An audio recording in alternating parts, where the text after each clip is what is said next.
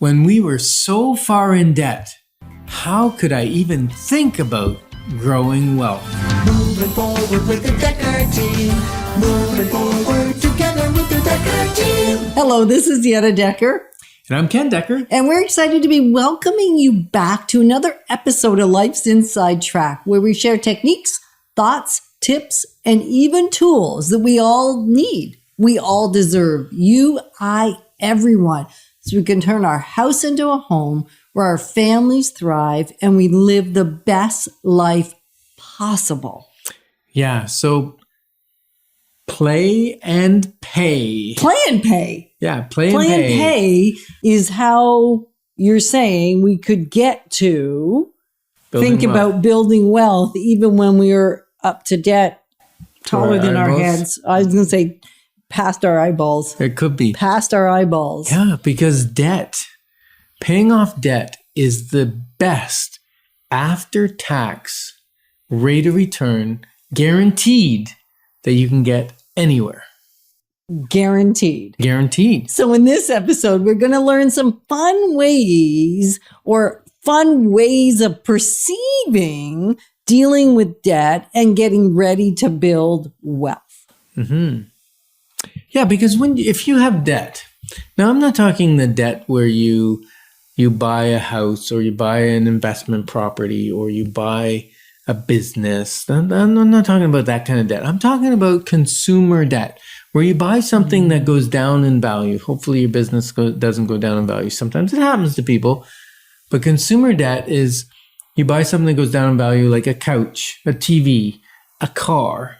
All of that is consumer debt. Anything you bought on your credit card. Even something like a vacation. And I am one that's an advocate for vacations and getting away, even staycations. And yet all these leisure activities for us, not only do you get to invest in or pay for, or there's the cost of the vacation, the staycation, the getaway, there's also the loss of income. If you're self-employed, if you're a business owner, depending on how many staff you have working for you, your income may either diminish or go away completely or just not be as significant while you're on vacation. So there's a real cost of vacation.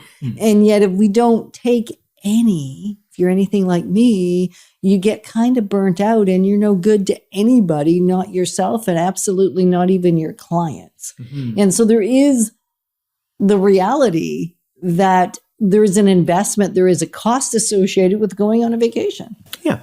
So we like to pay for our vacations cash so that you don't come back and have to repay for the holiday you just had. So we're going to talk about fun ways. Oh, yeah. That wasn't fun at all. Fun ways to pay off the debt that you've accumulated, probably by poor decisions, spending decisions, probably. And sometimes it's a health challenge. Sometimes it's an unexpected, like truly unexpected. Like Christmas is expected to come every year. Kids' birthdays are expected to come every year. So those are not... Tires and brakes are expected to be needed on your car in a regular interval. Those don't count as emergencies in our world. They're an expectation. And so thinking about those things that you didn't expect, somebody getting very, very ill, we don't necessarily expect that to happen. No. But how do we dig out of that? So we play the game of debt repayment as fast as we can. Now, how do we know how much debt we need to repay unless we calculate and we track and we actually get aware? We actually let us see it. And when Ken said play the game, the more fun you can bring to it, it's not about removing the seriousness of the situation. It's about being able to get to clearly look at it without any making each other or even yourself bad. Make bad, feel bad, get sad. Because when you get in that state, you can't play no game. You don't play very well, even if you're playing. And the point of playing most games that I play is to win. Exactly. Because I'm competitive. So if I play a game to pay my debt, I look at how much debt I have, how quickly I think I might be able to pay it down, and then put into practice some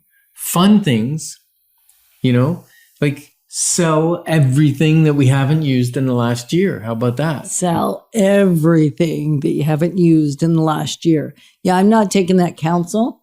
Sometimes, and this is an important piece when you're looking at that, sell everything you haven't used in the last year that has some value to someone else. Because sometimes this stuff really isn't worth anything. And even if you haven't used it in the last year, if you're going to use it sometime down the road, it'll cost you more to pay and buy it back. See, Yetta's more of a holder Than a seller. And can't you hear the difference? And so seriously though, look at what the value is. Because we all know, you just said at the very beginning, Ken, as you buy something that goes down in value, it's how much down in value has it gone. If you're getting 10 cents on the dollar, maybe that 10 cents on the dollar is worth it because you've got so much debt to pay that even 10 cents on the dollar is better than no cents on the dollar. Certainly is. If it's something that's now useless that you're not going to use and you're not going to use it in the future, why not sell it? And here's those golf clubs I bought for you. I know, one day. Others have used them, so they brought joy to someone else. Yeah. I turned out to not be such a golfer, and I don't think it's going to happen in later years either, because apparently we're in the later years, and they haven't come out yet again after taking those initial lessons. So the idea is sell anything that you have no value to you and that has value to someone else. So it's a fun game to play. And the game you might want to play is find 3 things a day. 3 a day, rather than think about everything that's in your house. That's arduous. If you're Yetta, that's crazy arduous. So can you play the game of 3 a day? Find 3 things a day start with 30 days. Like, can you do it for 30 days? 30-day games are easier than forever games or a longer game. And maybe you say, Yetta, 30 is pushing the envelope. Well, then go for 10. 10 days of 3 a day. So what 3 things can you sell that you're not using anymore, that has no value to you, that you could say, I can earn something, and I can put 3 posts in Facebook Marketplace, I can put it on Kijiji, I can put it in my local used swap sale group, I can post it 3 things a day for 10 days, or 30 if you want to, join me on the journey, and see what happens with it and how much money, and then play the game of how quickly it accumulates. Yeah. Now, maybe it's play the game of part-time work. Right. Find a part-time job. And it doesn't have to be drudgery. Like, if you like reading, maybe get a job at Chapters. Then you get less books. Expensive books. You buy books, at a discount, and you serve other people with the gift of knowing about books because you read a lot. Or maybe you love sewing. And so I can remember a time where I played working in a fabric store. Now, unfortunately, that kind of got a little sidelayed or waylaid or something because I bought more fabric than I think I brought home in income. Yeah. So be cautious when you're playing at what you love when it's a job. That's not something that will cost you more than it will gain you. Yeah.